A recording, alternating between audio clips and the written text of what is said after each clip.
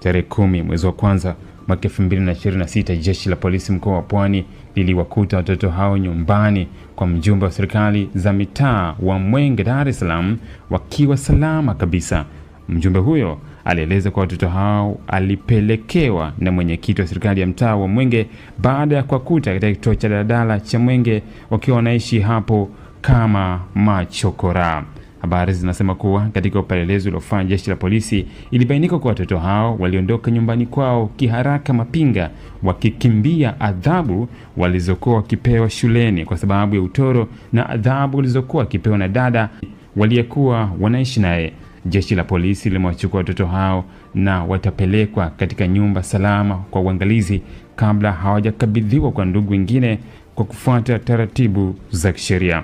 Jeshi la polisi mkoa wa Pwani linatoa wito kwa wananchi kutambua kuwa watoto wana haki ya kulindwa na kulelewa